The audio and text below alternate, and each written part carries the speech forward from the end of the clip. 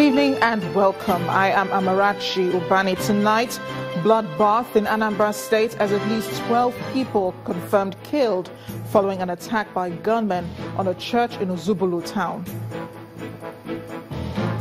Police vowed to capture perpetrators of church attack in Anambra State as President Buhari, other Nigerians condemned killings. Questions over delay in the implementation of UNEP reports on Ogoni land cleanup as youths engage leaders on the issue in Port Harcourt. And more than 50 people reportedly killed in clashes between ethnic groups in Eastern Democratic Republic of Congo.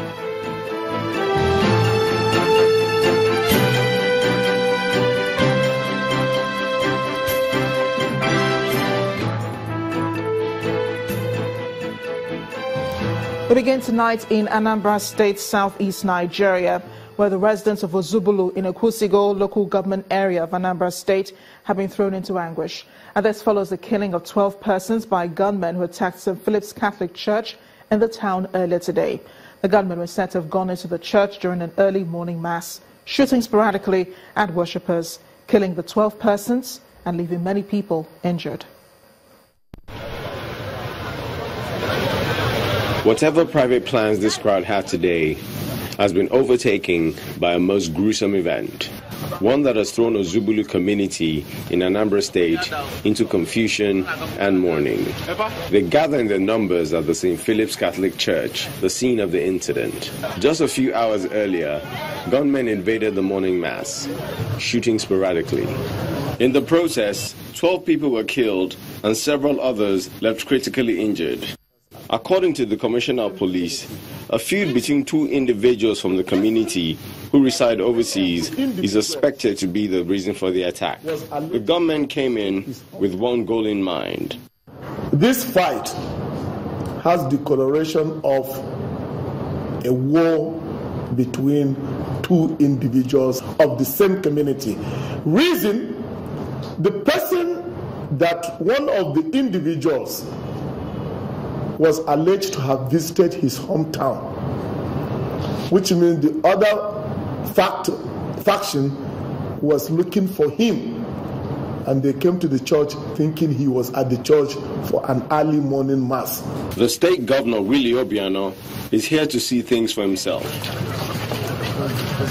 The visibly saddened governor gets more information on what transpired from the parish priest. Somebody came inside the church and started shooting recklessly like that. But he was seeing it on the ceiling of the church. He was trying to dissuade some people, what I understand. So when I looked at the person, I discovered that maybe, I don't know actually what happened. I was just looking at him because he came through the central eye. So I was also facing the central eye like as a chief servant. So the person was just shooting and they come inside the church. So I have to ask the boys who are serving at mass to let us escape. The governor then visited the Nnamdi Azikiwe University Teaching Hospital, where the wounded are receiving treatment. The sight of children is heartbreaking. The state government has promised to foot the bills of hospital treatment and funerals. However, the biggest promise the people want fulfilled is for those behind this to be caught. Meanwhile, the Anambra State Governor Willie Obiano has visited the scene of the attack and assured that thorough investigation will be carried out immediately and the perpetrators brought to book. What happened today at Anambra or Zobolo is unprecedented and is clearly unacceptable. What has transpired here that led to the killing of very innocent people, and in all places, a holy place, inside the church, very sacrilegious, is clearly unacceptable. But this, from the brief I've just received from the CP, this is a feud between the children of this community that live outside Nigeria. This feud has been traced to the children of this very community that live outside Nigeria. and there's no reason for that feud to be carried to the holy place like the church, and innocent people were killed. I'm not going to rest until everybody that is involved in this crime is brought to book. I can assure you that. 12 people have been confirmed dead in that massacre at the St. Philip's Catholic Church in Anambra State, according to the update from the State Commissioner of Police, Mr. Garba Umar, who also says the command has set in motion actions to forestall the perpetrators from fleeing the state. We have made some an identification which has been sent especially to those who were at that place. We called them to give us an update and eyewitnesses, and they are helping us with the investigation.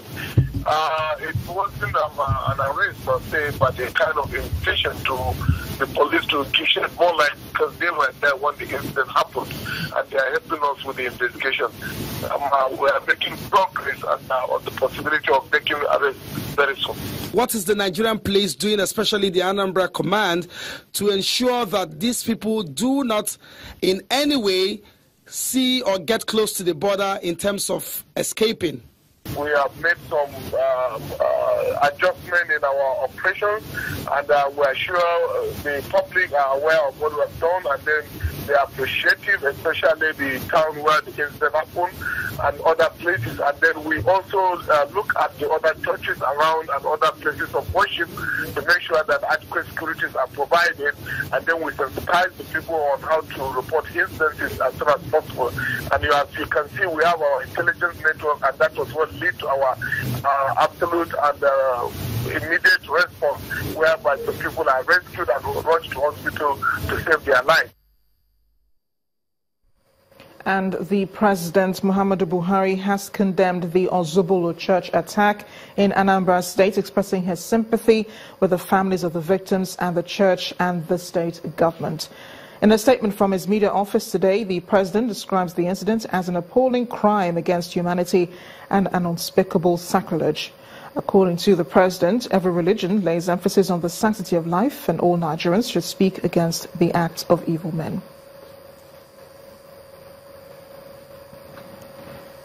Senate President Mr. Bukola Saraki has also condemned the attack on the church in Anambra State, saying that the perpetrators of the crime must be brought to book.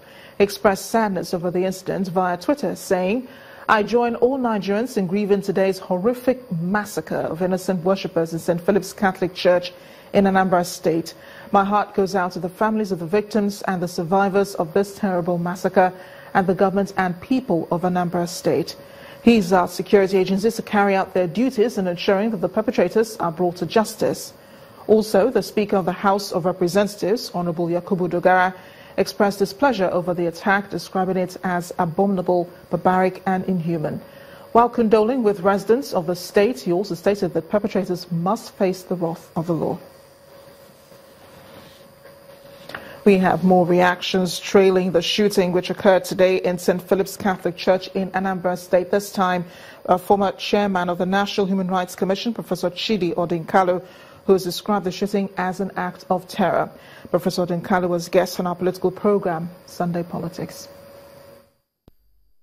Some Nigerians were killed today in Ozubulu, in Anambra State, while they went to church. So this is an act of terror, because when you go shooting people, innocent worshippers in their place of worship, that is terror. Because we cannot have a country in which people, innocent people in worship, are killed, and we cannot lose perspective in a country in which innocent people are killed in worship. We've got to recognize that things are serious, and that when a country is very corrupt and corrupt people get away with not being put to account, innocent people suffer the consequence. Let's take a further look at this tragic incident in Anambra State. And I'm being joined by security consultant Dr. Ona Ekomo. He joins us via Skype. Dr. Komu, thank you so much for joining us on the News at 10. Sad day it's been for Anambra and also for the rest of Nigerians. No one expected this, on a Sunday morning. It's been a long time we heard about attacks in churches and so on. How would you describe what has just happened? Thank you, Arachi. And I feel very saddened also by what has happened. I think it's despicable. I think it's a senseless act of mass murder that took place there this morning. I think this just goes to show the, how bad things have gotten more recently, because for someone or some persons to go out there, well, the priests in the church described that it was one person, one perpetrator, who came in there with a weapon and was shooting at people. So for someone to go in there and commit such mass murder means that we have almost lost the entire conscience, but let's get to the security part of it. I think there is a need for the police agencies to step up immediately and, take action that will lead to a quick capture, that's quick arrest of the shooter himself, and then also the people behind it, the feuding parties, whoever those people are, and ensure that those people are brought to book quickly. And the police, they have to run good policing detective work in this particular case, because there's a lot of interest in it. The president has spoken up. In fact, the entire political leadership has spoken up. And in fact, it's a very sad episode. And it also speaks to the fact of the need to continue to maintain security in places of worship, because it was a 5:30 mass, they said, and the place was apparently very porous, because we've seen this, and let's not be too shocked. We've seen a lot of this before, particularly with the kidnap incidents. People used to go to churches, shoot a lot of people and kidnap people from churches, even in the East there also, I dare say. So we've seen it play out over and over before. But this, for some time now, we haven't had this. And this was an act of, it's what we call an active shooter incident. You go in there with a gun and shoot a lot of people, expecting to be killed. But in this case, he wasn't killed, he got away. We cannot describe this as an act of terror. Going by the story the police is giving, that this was all linked to a drug war emanating from outside of the country. What do you make of people bringing these sorts of things into church? I think that's it's a very low blow, a low circumstance, because you know that in churches people are a little bit lax about their security. People are not very alert about their security. That's why I said we need to look again at security in place of worship, because it brings that up again. Because we, at the height of this, the kidnapping epidemic we used to have in Nigeria, a lot of people were kidnapped from churches. And so, and they will go in there, there will be mass shooting, and there will be heavy shooting, and many mass casualty situation, and then they will seize whomever they like. We've seen a lot of assassinations in churches also, even here in Lagos. So I think, I don't want to, because I hear a lot of comments about it being sacrilegious, abominable. I think that's a lot of emotional outpouring. The fact here is bad guys, they choose the target, they choose the location, and they choose the weapon they are going to use. And so that's why we need to do better threat assessments to ensure that we don't fall victim to these kinds of attacks. Dr. Odinkalu, thank you so much for joining us on the News at 10 tonight in discussing this horrific incident in Anambra State. Our thoughts and prayers are with the families and victims of those who have been affected, and of course those who are receiving treatment. We pray for their speedy recovery. In part 2, after the break, the president seeks to withdraw names of 2 nominees for membership of the board of ICPC over alleged corruption. We'll have more on this. Please stay with us.